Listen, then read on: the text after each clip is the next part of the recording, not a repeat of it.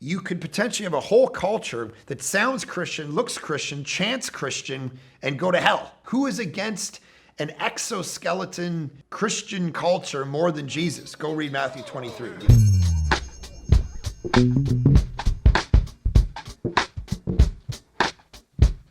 Hey everybody, Pastor Mark here for Pastor Mark Reacts. So glad that you're watching this. Hopefully you're having a good day. Today we are responding to the question of Kanye West. He converted to Jesus. How legit is this? Let's talk about it. Glad you are among us. Make sure you like and share this video. Often when we see celebrities come out as born-again Christians, we know this as Christians, you're like,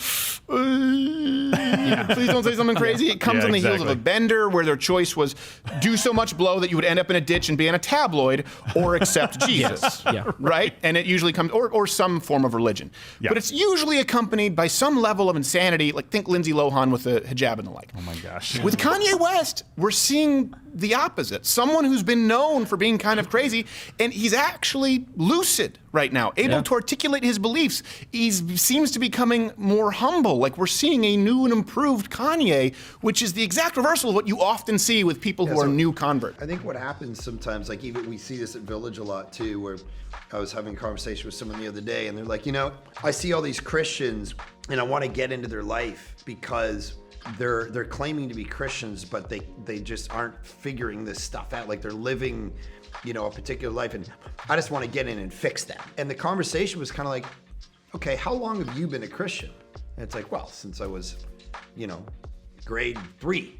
And it's like, okay, so you have no understanding what it's like to live the Christian life in such a way that it's going to take you time on the road, not of justification, but of sanctification. Meaning someone can have a truly saved life heart, but they're years of development away from being able to kill the sin in their life and be able to function theologically with theological depth and in a way that their life is a witness toward the world. And so I agree in the sense of not holding new Christians up and saying, hey, they're the greatest example, because you have oftentimes moments where they fall and whatever, but often not casting disparagements on their faith and recognizing they're having a true conversion experience, though they're going to not be perfect in their experience along the way. Alexander Solzhenitsyn talks about, if I point you on the way to home and I'm walking along it drunkenly, does it make it any less the way home? And I think that Kanye in this moment is trying to point people to Jesus in the way that he's actually had an experience with him.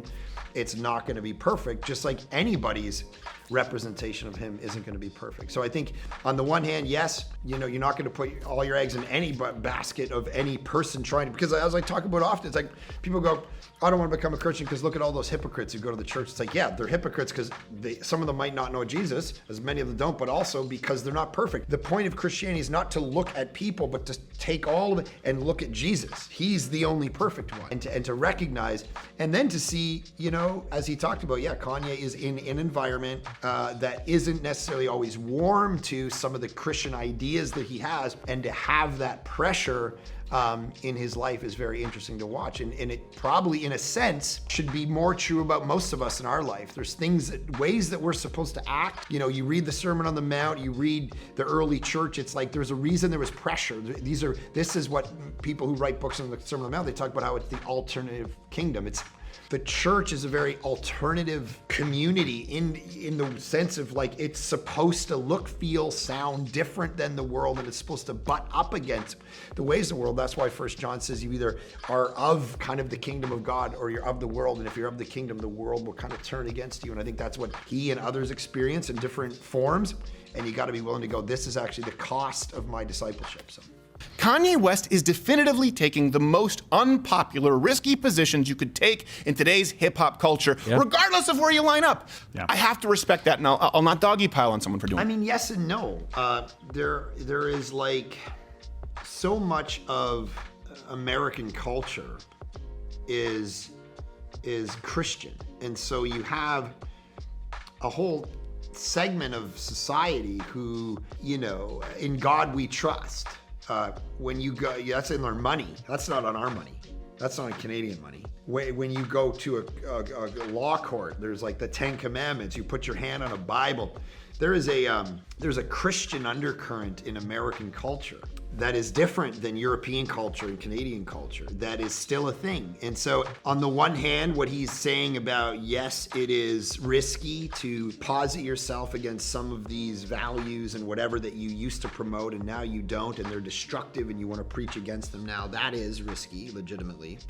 But the concept that you could go from that and still get up at an award show and thank God for an album with 500 F-bombs and 700, you know, in whatever genre of music, or a movie where you know, there's nudity, there's sex all over the place, and then you're like, man, God gave me the ability to make this film. There's always been that world where they overlap, where it's not like clean, like I'm a Christian, therefore I make Left Behind movies. You know, there's always been that thing. And so I think it's even more of a area, the gray area in the American culture where Christianity is so, like those, when you go to an Easter service in the United States, it's like those services are ran. Church is a big deal. It's a bit more part of the culture. Certainly more so than their European counterparts or Canadian counterparts. So yeah, I think there is some shift that's happened, some contrast, but then some of it is not everybody feels like this is a world you have to pick apart that easy, because it all is kind of what it's always been.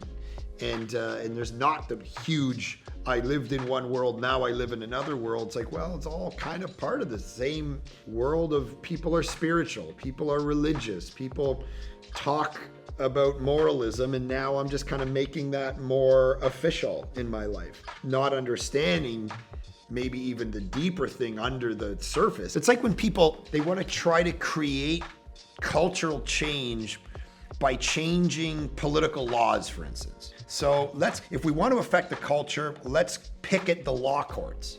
And it's like Christianity comes along and goes, if you want to change culture, reach the lawyers for Jesus, reach the judges, reach the law students, get them to love Jesus, and that will over time filter down to culture.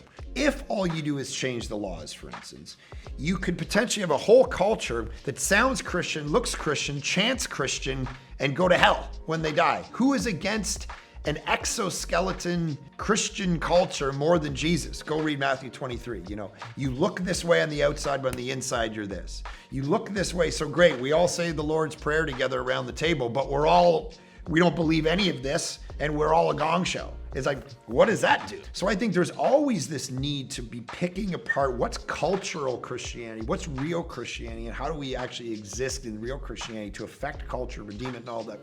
And I think this is part of the conversation that's being had. Is this authentic? Is this real? Is this just a cultural expression? And what are the implications of this as it goes forward? Which is an important conversation we all should be having about ourselves. All right, fascinating conversation about celebrities and Jesus. Hopefully you liked it. If you got to the end of the video, man, I applaud you. Make sure that you like, share this, and write in the comments the kinds of videos that you want to see me react to. Hopefully you have a great day. Thanks for watching.